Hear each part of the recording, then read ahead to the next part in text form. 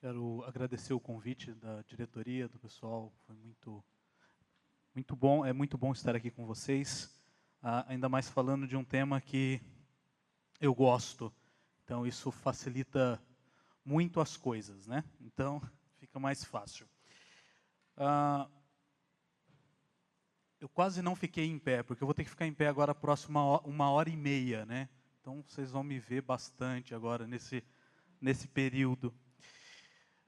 Quando conversei com Paola sobre o tema e ela me disse a perspectiva, o trabalho que vocês estão fazendo agora ao longo deste ano, aí nós chegamos juntos à conclusão deste tema, né?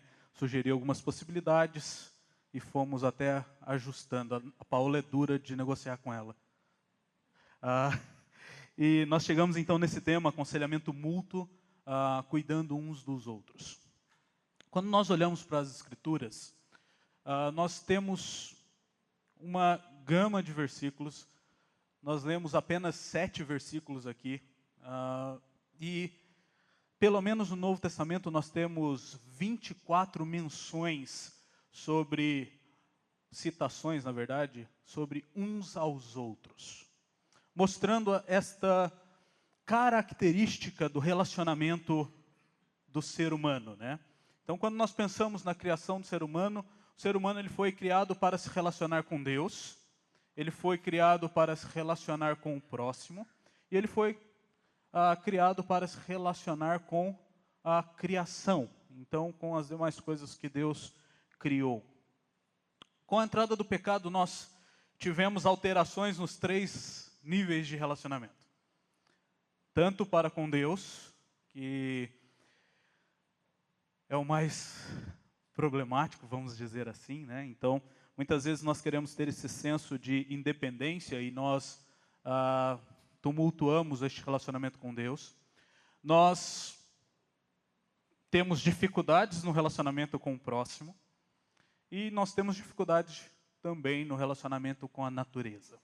E se nós invertermos a ordem, colocarmos natureza, homem e Deus, normalmente esta é a prioridade dos relacionamentos hoje. As pessoas estão mais preocupadas hoje com os seus animais de estimação, mais preocupadas com as árvores, com as plantas, do que com o próximo. E mesmo aqueles que estão ainda preocupados com o próximo, eles estão mais preocupados com o próximo do que com Deus. Então, basicamente, o pecado ele inverteu esta lista de relacionamento na sua prioridade. Quando nós pensamos em aconselhamento, normalmente, na cabeça de quase todo mundo, nós pensamos na figura de um pastor ou de um líder aconselhando outras pessoas. E, naturalmente, nós estamos prontos para nos submetermos à autoridade de alguém e procuramos alguém que nós consideramos que é superior a nós, e isso em diversas dimensões. Só que o grande problema disso, não que o pastor e o líder não devem estar pronto para aconselhar e cuidar dos membros, é responsabilidade deles. Mas quando nós olhamos para a mutualidade nas Escrituras, nós vemos também que é nossa responsabilidade cuidar um do outro. E esta é uma cultura que tem desaparecido da igreja. Os nossos relacionamentos, eles estão se tornando cada vez mais superficiais. E é interessante que quando nós nos assentamos para conversar com alguém, nós nunca chegamos num nível mais profundo. Normalmente nós queremos saber se o nosso time jogou e ganhou.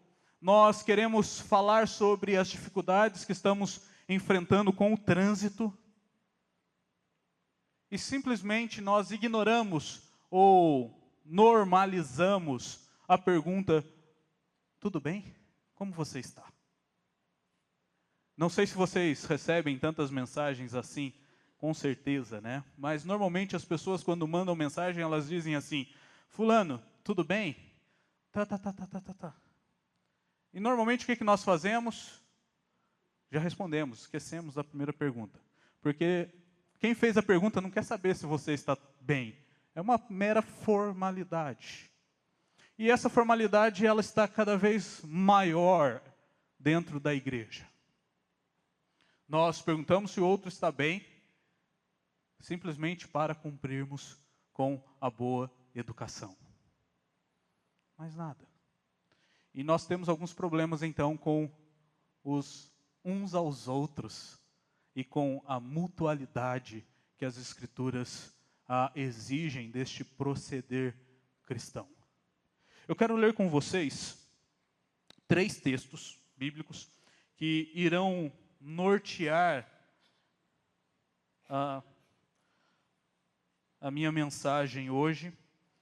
Eu quero começar com Colossenses, capítulo de número 3.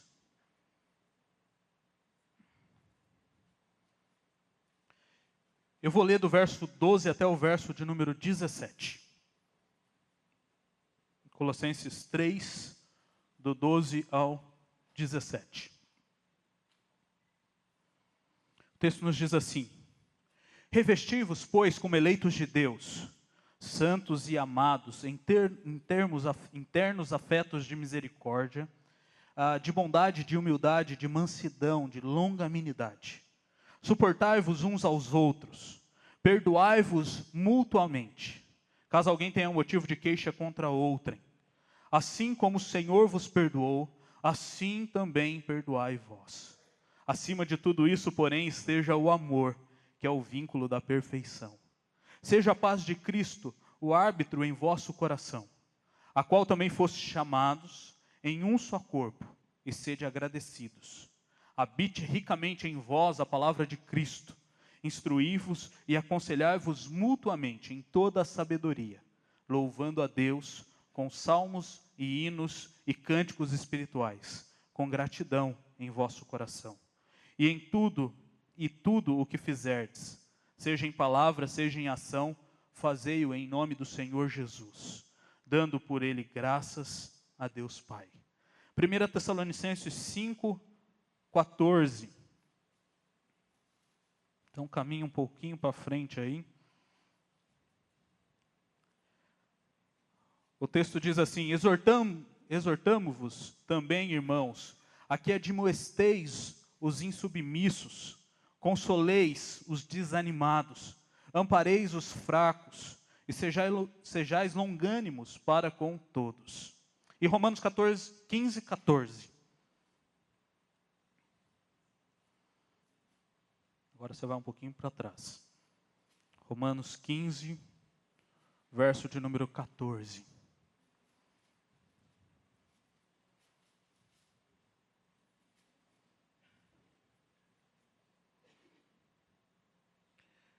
E certo estou, meus irmãos, sim, eu mesmo, a vosso respeito, de que estáis possuídos de bondade, cheios de todo o conhecimento e aptos para vos admoestardes uns aos outros. Vamos orar mais uma vez? Senhor, nós te agradecemos por podermos estar diante da tua palavra.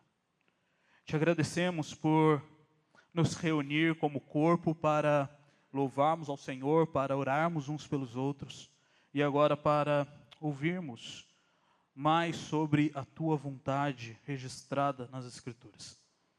Tenha misericórdia de nós, ó Pai. Somos pecadores e necessitamos da tua graça. E que as palavras dos meus lábios e o meditar do meu coração sejam agradáveis na tua presença. Amém. Você já parou para pensar o porquê você vive estes relacionamentos superficiais que eu mencionei anteriormente? Se nós fizermos uma análise do porquê, normalmente nós vivemos reféns de alguns medos. Nós temos medo da nossa reputação. Eu não vou abrir o meu coração para outra pessoa porque Deus me livre o que ela vai pensar de mim. Eu tenho medo de ser rejeitado por aquela pessoa, eu tenho medo de receber um dedinho na minha cara me acusando. Normalmente nós não nutrimos esse relacionamento mais profundo, porque nós temos medo de perder o posto de única pessoa lutando com aquele problema. Eu quero lutar sozinho, eu quero ser um mártir. Esta é meu lema de vida, só eu sofro com isso. Então é melhor eu sofrer quieto, porque se eu falar para outra pessoa, eu vou descobrir que outra pessoa também pode sofrer do mesmo problema e do mesmo mal que eu. Nós vivemos em uma cidade que também é usada como razão para não conhecermos profundamente o próximo. Nós vivemos correndo. Nós não sabemos parar, nós não sabemos respirar. Nós vivemos sempre afobados. E notem que eu estou me incluindo neste processo. Nós também sofremos de um problema mais grave quando nós não queremos compartilhar ou nutrir um relacionamento mais profundo. Ou nós não enxergamos o nosso pecado, nós não enxergamos as nossas dificuldades. Ou nós não queremos enxergar as dificuldades do nosso próximo.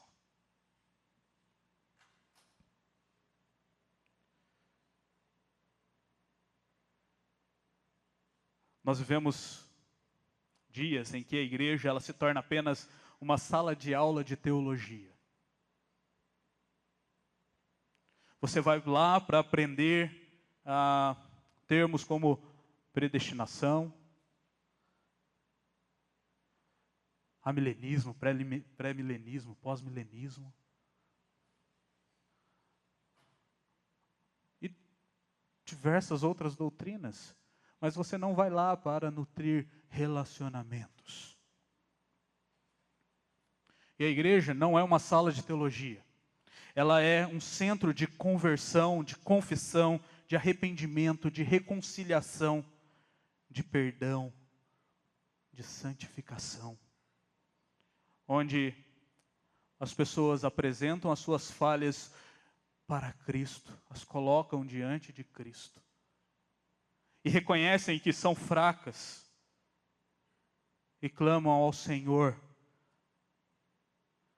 que dê mais oportunidade para conhecermos, para o amá-lo e para aprendermos ainda mais o amor para com o próximo.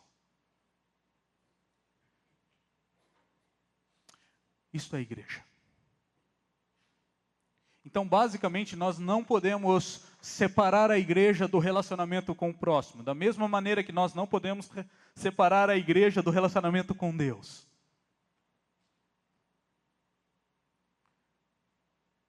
E fazendo uma pesquisa bem rápida, você pode levantar a mão se você quiser. Quantos de vocês tiveram uma conversa essa semana mais profunda do que o seu time de futebol? Muito bom, vou começar a rir ali. Muito bom. E essa conversa profunda de vocês gerou algum resultado? Quantos viu o resultado dessa conversa? Meu Deus, eu preciso fazer um estágio aqui com vocês, gente.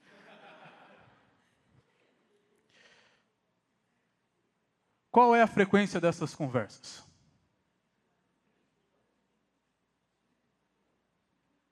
Frequente? Levanta a mão aí, pessoal. Frequente essas conversas? Ocasionalmente? Raramente? Aí as mãozinhas já ficaram mais tímidas assim, né? Quando nós pensamos nesse relacionamento, nós precisamos estabelecer algumas coisas. Primeiro, este relacionamento ele precisa sempre ser profundo. Nós precisamos nos esforçar para chegarmos a um nível mais profundo. Sairmos da superficialidade, sairmos dos 5 minutos que nós nos encontramos antes de começar uma programação da igreja. Relacionamento cristão, um para com o outro, ele precisa chegar a um objetivo, há um alvo. Nós temos um alvo nos nossos relacionamentos. Esse alvo se chama coração. Eu brinquei com alguns que eu vou diminuir quase 20 minutos da minha fala, porque é a palestra do mês que vem sobre coração. Então, cenas do próximo capítulo. Mas apenas adiantando, quando nós pensamos neste foco, no coração, nós pensamos no coração como sendo o centro da vontade do homem, o centro do sentimento do homem e de onde saem as reações do homem. Quando nós pensamos em termos bíblicos, nós lemos o Salmo 119, verso 11, ele diz o quê? Vamos, gente, por favor, poucas palavras. Guardo no coração as tuas palavras para não pecar contra ti. E quando nós lemos Ezequiel 14, vamos lá, gente, Ezequiel 14, não vai rolar, né?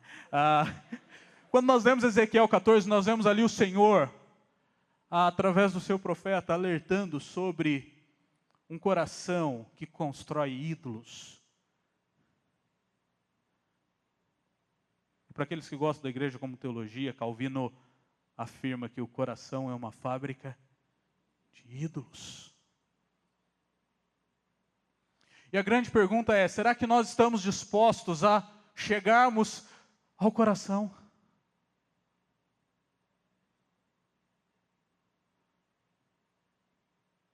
Nós lemos diferentes aplicações dos uns aos outros.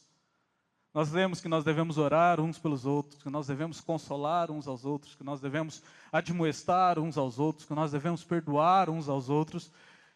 Assim vai.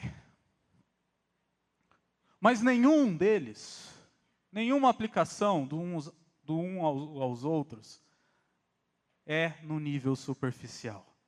Todas elas exigem que nós cheguemos ao coração.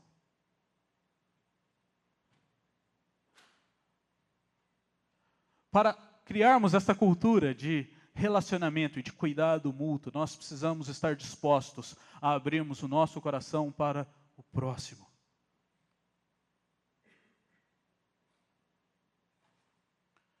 E se o seu coração for como o meu, talvez ele não seja tão bonito.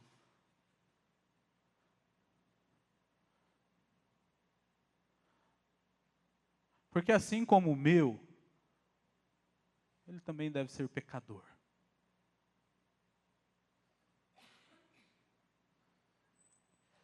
Aí agora vocês podem olhar e falar assim, não quero ir para um lugar onde só vai estar feio, onde só vai ter pecado. Mas quando nós olhamos para as Escrituras, ela diz que nós temos que estar aptos para aconselharmos uns aos outros, para cuidarmos uns dos outros. Nós temos que estar dispostos e aptos para chegarmos ao coração. Mas uma coisa que eu aprendi com a prática do aconselhamento, nesses mais ou menos 5 anos que eu tenho praticado com mais assiduidade, quanto mais disposto eu estou a abrir o meu coração, mais disposta a pessoa que está comigo vai estar para abrir o coração dela.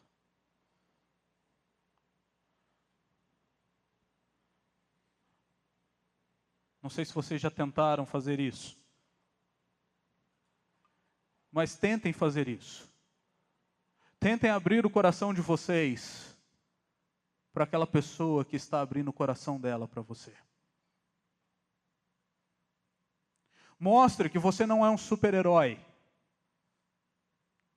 Mostre que você não está acima dela espiritualmente, em santidade, em todas as outras coisas.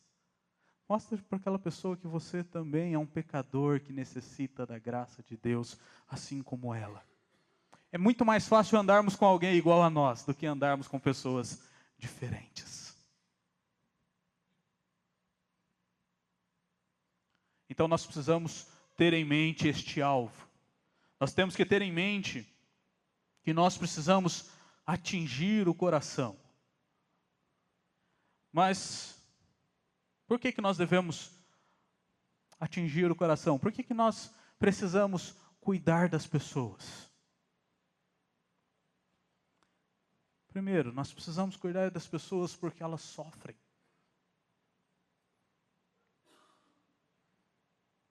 Basicamente é sinônimo de ser cristão, sofrer. E nós vemos diversas referências nas Escrituras que nos apontam para a vida cristã sendo uma vida de sofrimento. Quantos aqui já sofreram? Levanta a mão aí, Rafa. Todos nós já sofremos. E quantos de vocês se lembram de algum momento da vida em que sofreram sozinhos? Não tiveram ninguém.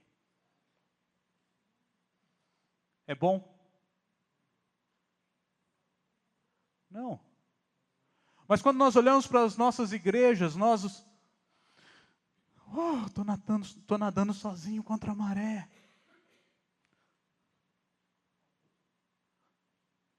Mas não deveria ser assim. Abram suas Bíblias lá em 2 Coríntios, capítulo de número 1. Então, capítulo 1, de número 1.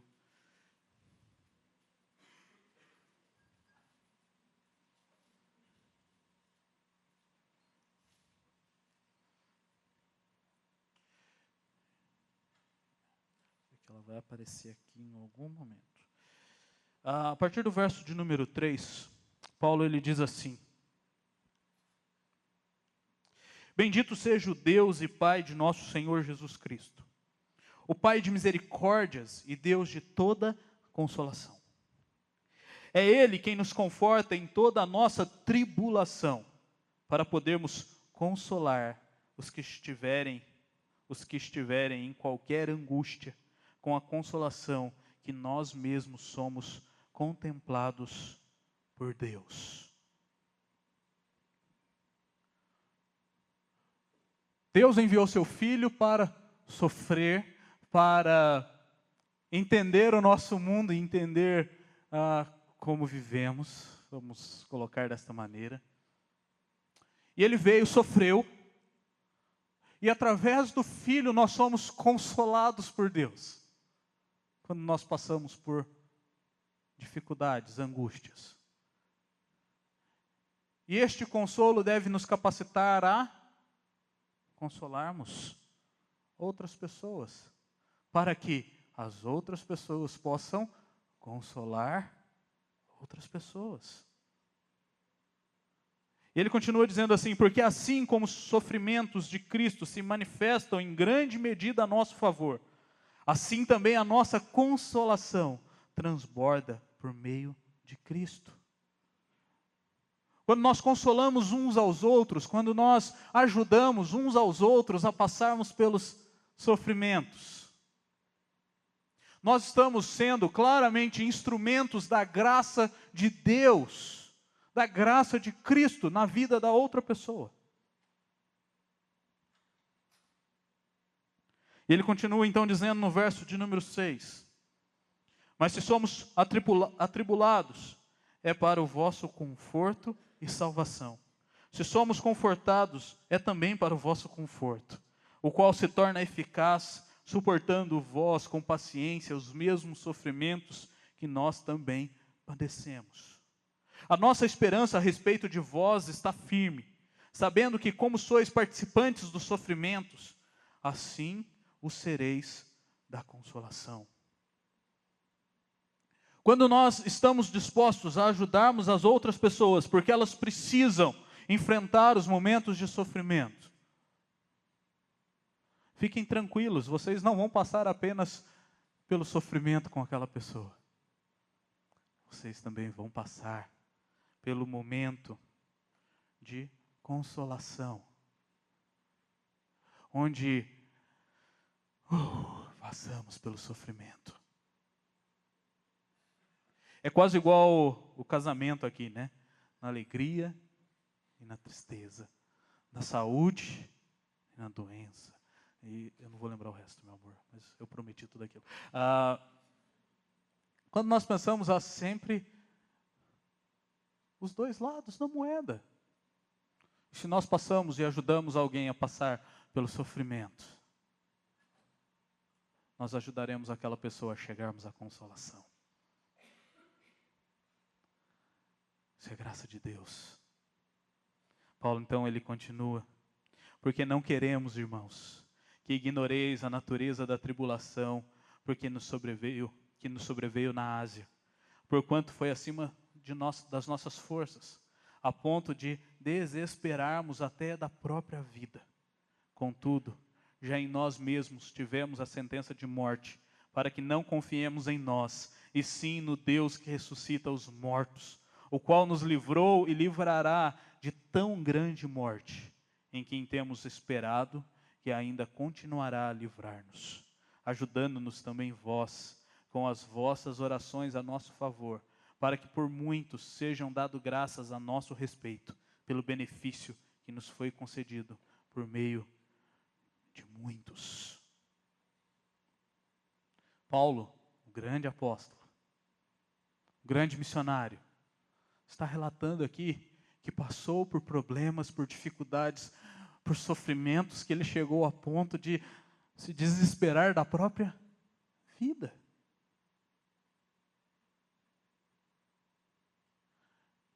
E aqui ele coloca que quem o ajudou nesses momentos foi Deus, mas foi também a igreja. E ele não está falando que foi o pastor da igreja ou o presbítero da igreja.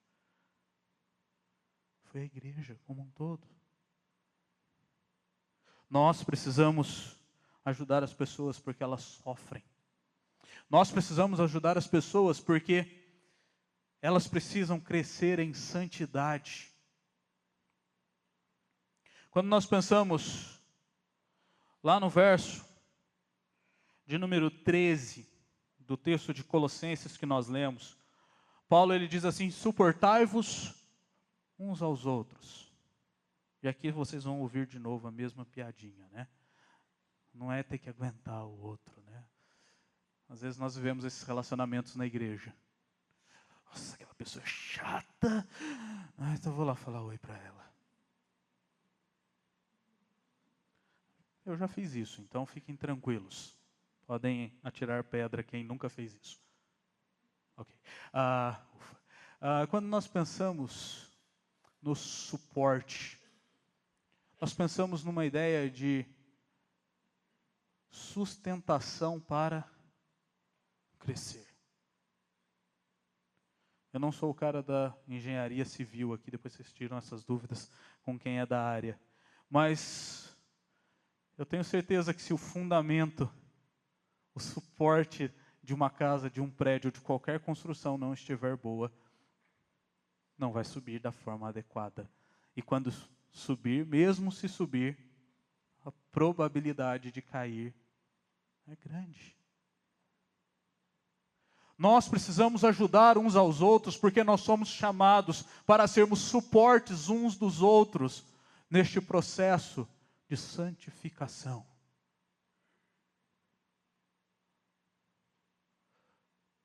E nós fazemos isso através do cuidado, um para com o outro. Nós fazemos isso através da aplicação do uns aos outros das Escrituras, admoestando, aconselhando, orando, perdoando. E nós precisamos ajudar as pessoas porque todas elas pecam.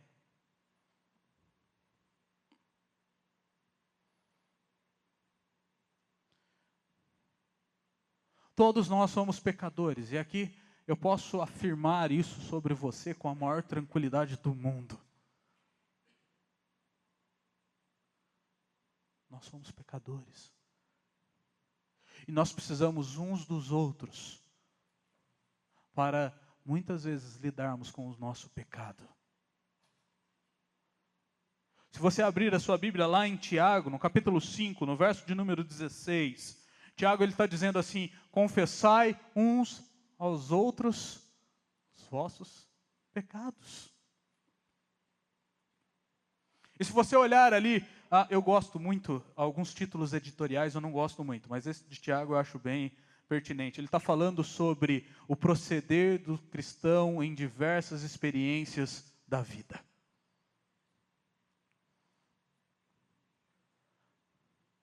Ajudar um ao outro com o pecado, a lidar com o pecado, faz parte do nosso proceder cristão.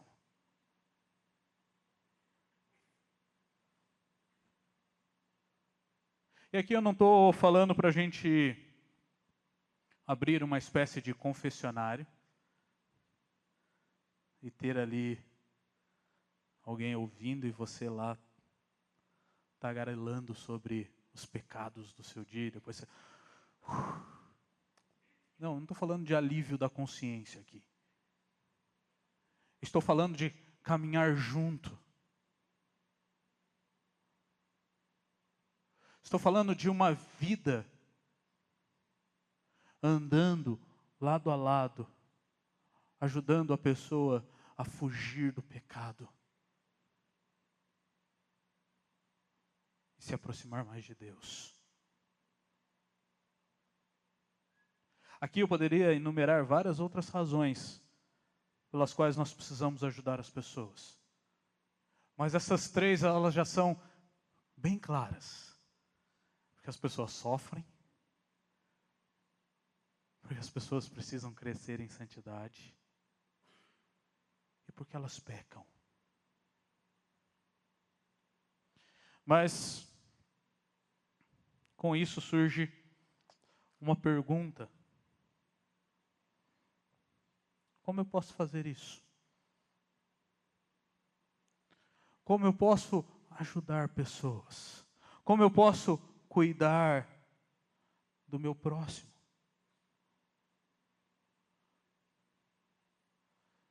Simples. Aplicando o uns aos outros das Escrituras. Difícil. Tendo intimidade com o próximo. Nós somos chamados para desenvolver relacionamentos redentores.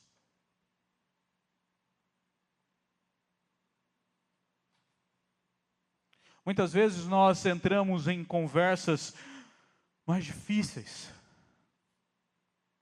que nós ouvimos,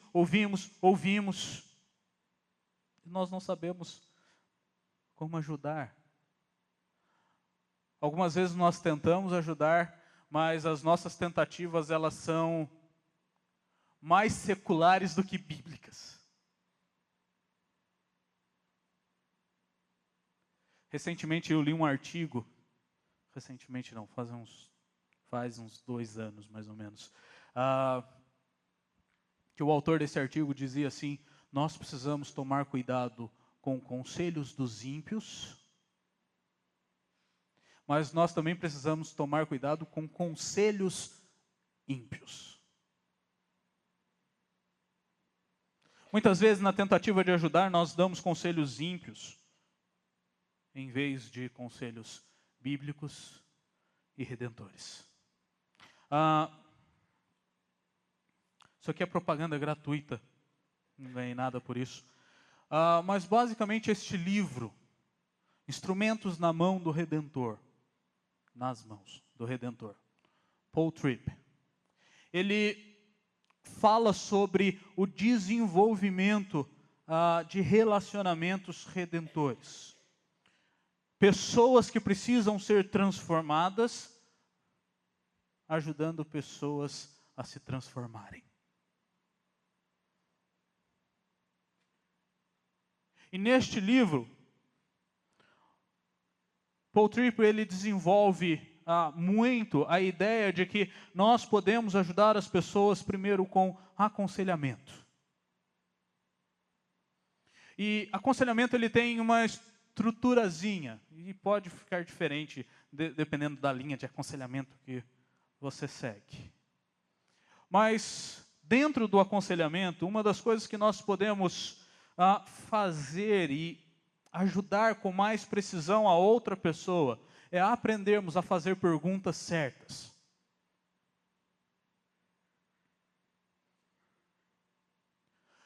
Para fugirmos da superficialidade dos relacionamentos, nós precisamos fazer perguntas que levam ao coração.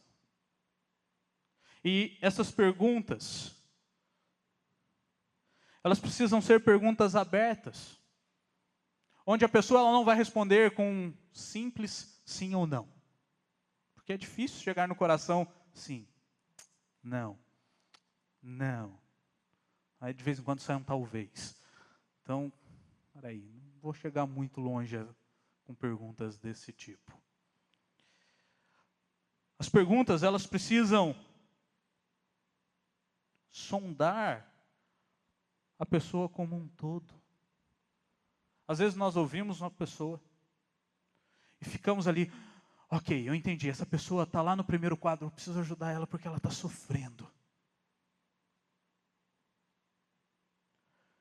E o sofrimento dessa pessoa é a dificuldade dela de controlar a sua ira no trânsito.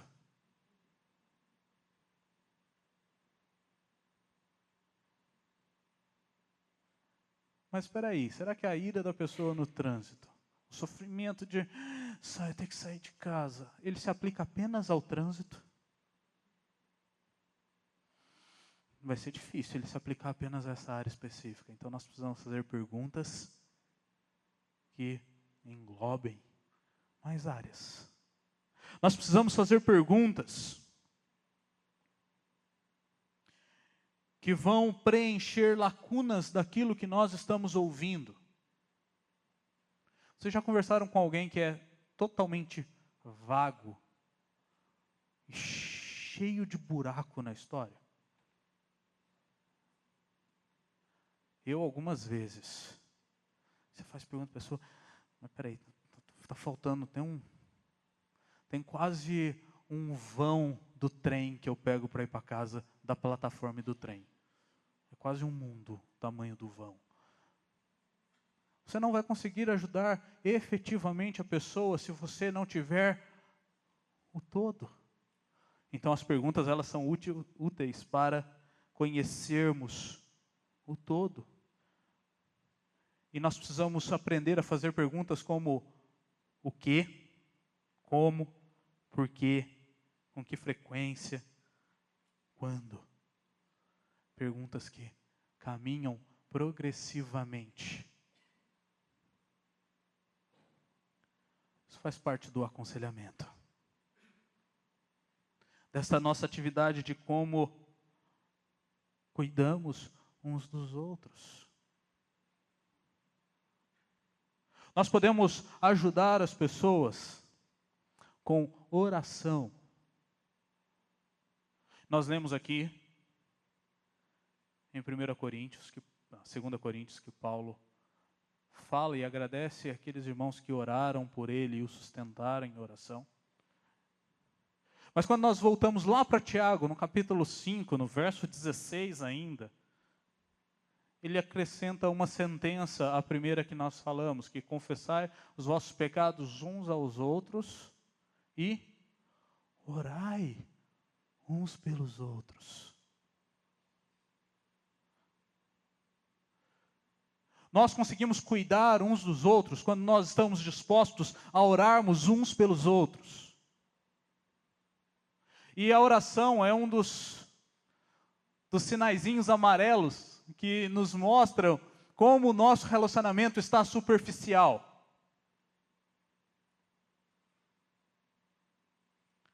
A pessoa pede para você orar por ela. Eu vou focar só na pessoa que está orando primeiro, depois eu falo da pessoa que pede para orar. Então a pessoa pede para você orar por ela. Aí normalmente a nossa oração é: Senhor, abençoa aquela pessoa lá. O Senhor sabe. Som do coração, o Senhor sabe. Normalmente esta é uma oração bem comum. E orarmos assim mostra a nossa disposição de nos relacionarmos com a pessoa. Porque se nós oramos superficialmente por ela, o nosso relacionamento com ela, ele é superficial.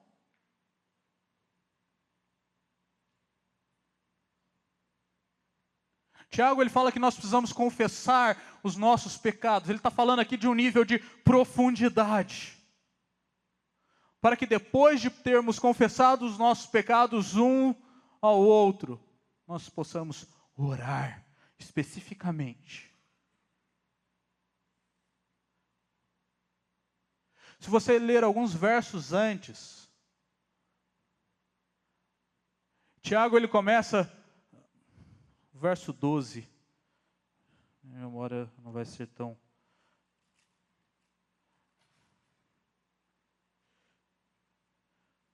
Verso 13, ele diz assim: está alguém entre vós sofrendo? Qual é a resposta e a afirmação que ele faz logo em seguida da pergunta? Faça oração.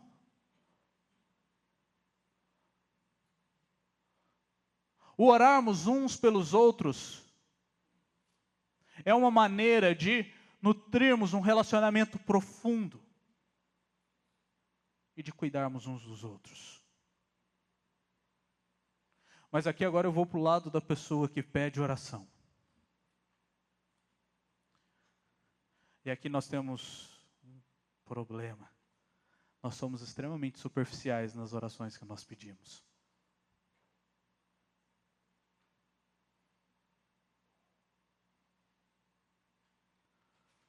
Nós chegamos e falamos assim, tá, pedido de oração, não, para agradecer, muitas bênçãos.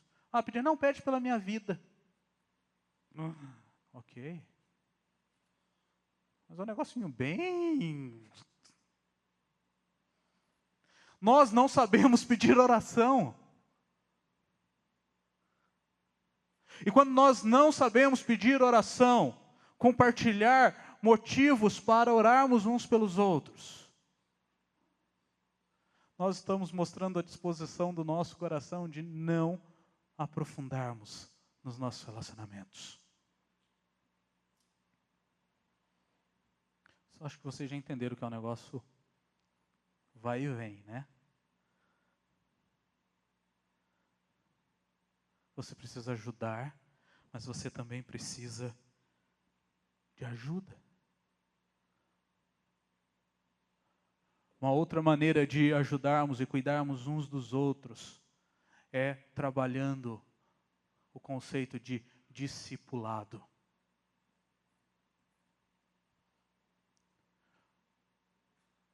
O que é discipulado? Alguém arrisca?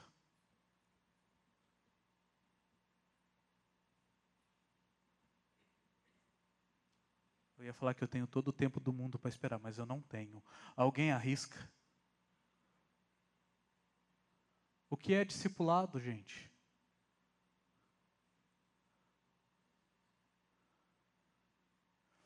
Estou vendo bocas assim.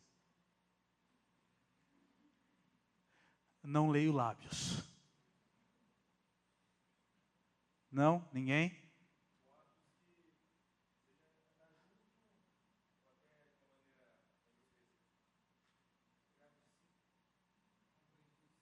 Ok. Eu vou ficar apenas com a primeira parte da fala. Andar juntos. E o andar junto, ele vai fazer estas coisas. Você vai influenciar a vida do outro, você vai criar discípulos, você vai criar aprendizes. Lembra que o que Paulo ele diz assim, olha, sede meus imitadores, porque eu sou imitador de Cristo. Andem comigo, porque eu ando com Cristo. Quando nós pensamos neste ato de cuidarmos uns dos outros, nós pensamos neste andar junto. E andar junto com alguém não é uma atitude fácil, não é uma ação tranquila. Porque quanto mais nós andarmos juntos com outra pessoa, mais intimamente nós vamos conhecer aquela pessoa. E quanto mais nós conhecemos aquela pessoa, mais nós vamos conhecer as suas falhas, as suas fraquezas, as suas dificuldades. E vice-versa.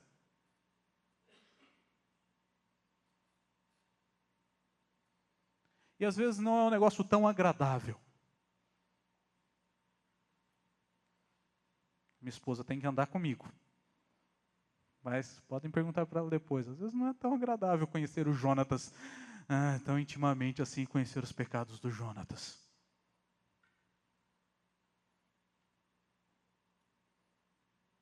Mas os da Tatiane também não são fáceis. Mas exige de nós caminharmos juntos. Porque nós somos imitadores de Cristo. Nós estamos revestidos com uma nova roupa, como Paulo inicia dizendo aos Colossenses. Revesti-vos, pois, como eleitos de Deus, santos e amados, de ternos afetos de misericórdia, de bondade, de humildade, de mansidão e de longanimidade. Esta nova roupa nos ajuda a caminharmos no discipulado e a discipularmos um ao outro. Há um livro, outro livro, muito bom, que está sendo traduzido, e depois vocês podem cobrar, ele foi para a editora, depois vocês cobram da Mari, para sair logo esse livro para venda. Lado a Lado, de Ed Welch. E se vocês que leem inglês, no Kindle, ele está apenas R$ 3,99, outra propaganda grátis aqui.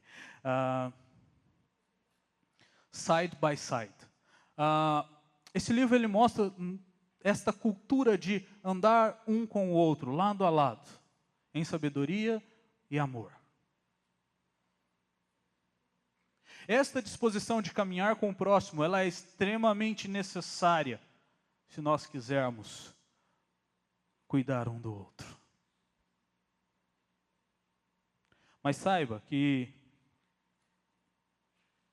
não vai ser fácil. Você pode se frustrar no processo. Mas lembre-se de olhar para Cristo. Ele é o nosso padrão de fazedor de discípulos. Olhem para os discípulos de Cristo. Não são 1001 maravilhas. Eu posso tirar até os 1000 e dizer que não é nenhuma maravilha.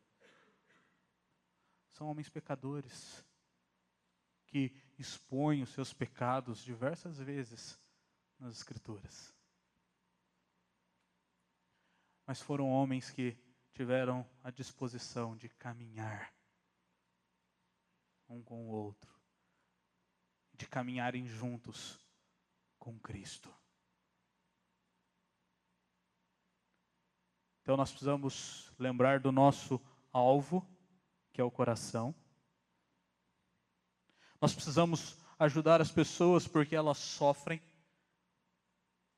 porque elas precisam crescer em santidade e porque elas são pecadoras. Nós ajudamos as pessoas através do aconselhamento, através de conselhos. Nós ajudamos as pessoas através da oração. Nós ajudamos as pessoas através do discipulado. E tudo isso tem finalidades específicas. Ao ajudarmos as pessoas, nós precisamos, primeiro, entender que o objetivo do aconselhamento mútuo é dar esperança. E aqui eu não estou falando daquela esperança superficial que você bate nas costas da pessoa e diz assim, vai dar certo. Às vezes essa não ajuda, mas às vezes essa é superficial demais. Quando nós olhamos para as Escrituras, nós entendemos que nós devemos estar totalmente aptos para dar esta esperança à pessoa. 1 Pedro, capítulo 3, verso 15, ele diz assim, antes, santificar a Cristo como Senhor em vosso coração, estando sempre preparados para responder a todo o que vos pedir razão da esperança que há em vós. Ele começa apresentando Cristo e ele termina dizendo que qual é a razão da esperança? Cristo. A finalidade do cuidado de um para com o outro é levarmos as pessoas para Cristo, é darmos esperança a essas pessoas. Não é sermos muitas vezes falsos e dizermos assim, o seu sofrimento vai acabar, fica tranquilo. Não, talvez o sofrimento dela aqui não cabe. Não acabe, não fica bom. Não acabe. Mas nós precisamos levar essa pessoa que sofre por longos períodos para Cristo. E mostrarmos que Ele é a nossa esperança.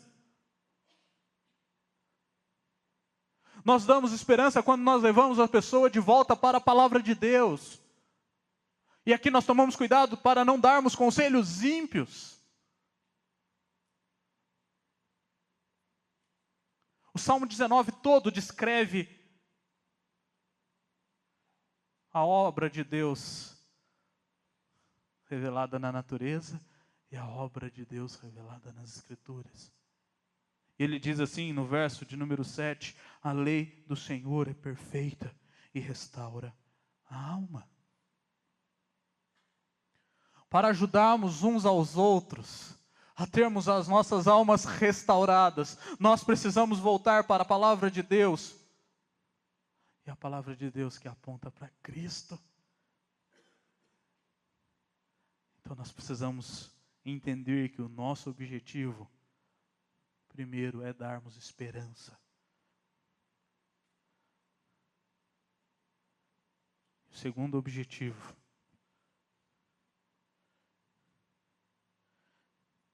é que através do cuidado mútuo, nós revelamos a graça de Deus.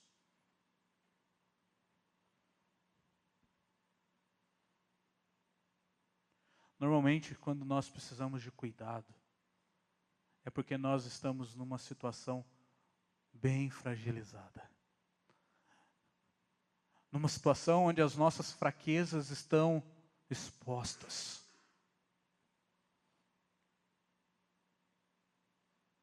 É que você pode pensar numa pessoa hospitalizada. Você fala que essa pessoa precisa de cuidados. Nós não estamos hospitalizados, mas nós também precisamos de cuidados. E quando nós cuidamos uns dos outros, nós entendemos que nós somos fracos, que nós somos necessitados. E que apenas a graça de Deus pode nos sustentar. Então, voltando lá para o início, não deixe o orgulho ou o sentimento de, ou na verdade a preocupação com a sua reputação atrapalhar o agir da graça de Deus na sua vida.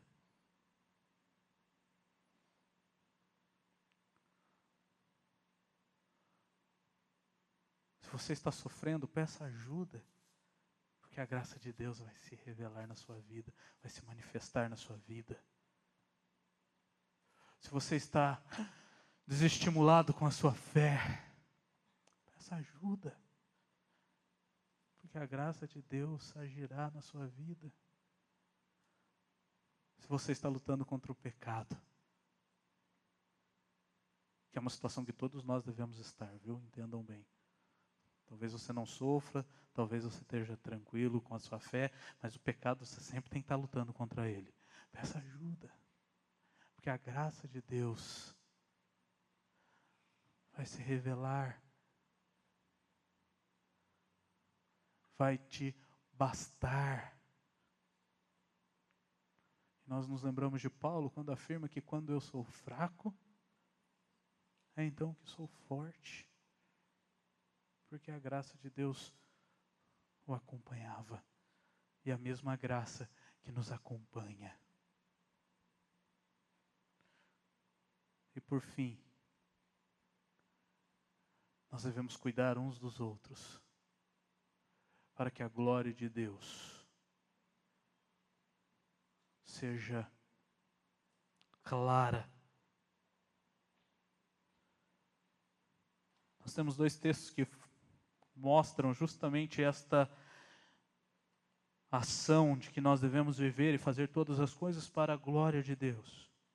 1 Coríntios 10, 31 fala, portanto, quer comais, quer bebais ou façais outra coisa qualquer. E aqui está falando assim, então você pode acrescentar, quer comais, quer bebais ou quer cuidais uns dos outros. Fazei tudo isso para a glória de Deus. Romanos 11, 36, porque dele, por meio dele e para ele são todas as coisas. A ele, pois, a glória eternamente.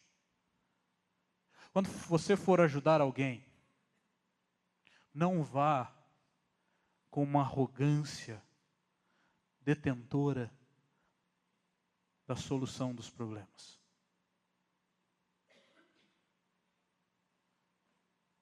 Não bata no peito e diga assim, nossa, lá, ajudei a pessoa ali. Se não fosse eu.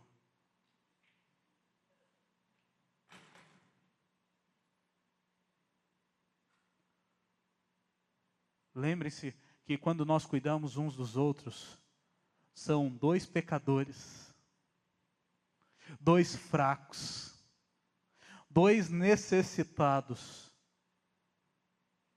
sendo instrumento de Deus para revelar a glória de Deus.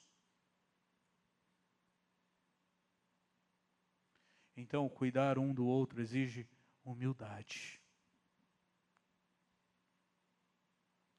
Até o ponto de dizer assim, cara, eu não consigo te ajudar, vamos chamar mais alguém para caminhar junto conosco. Deus precisa ser glorificado. Estes são os objetivos finais deste caminhar, deste cuidado mútuo. Lembrem-se que a amizade verdadeira muitas vezes não é aquela amizade que você tem no Facebook.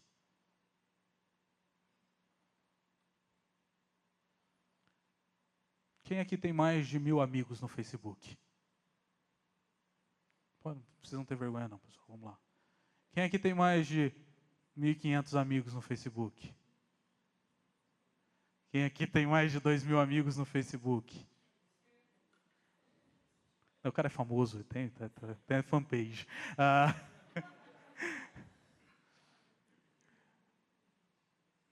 Dos seus amigos no Facebook, pense na porcentagem de quantos você tem um relacionamento do coração. 10. 20. 20 ficou? Então nós vemos aqui uma quantidade de talvez menos de 10%, menos 5% ali dos seus amigos. Por quê?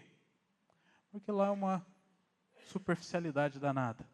Nós precisamos entender que a amizade verdadeira vai nos tirar da escuridão da privacidade pessoal para a sinceridade amorosa do interesse mútuo.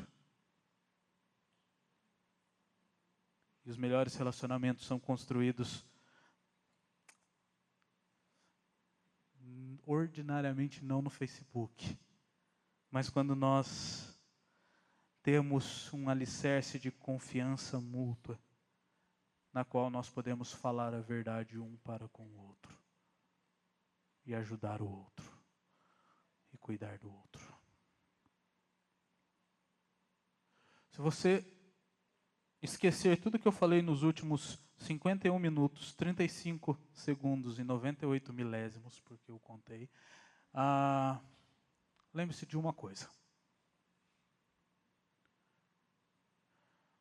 Se você é cristão, você precisa cuidar do outro cristão que está próximo de você.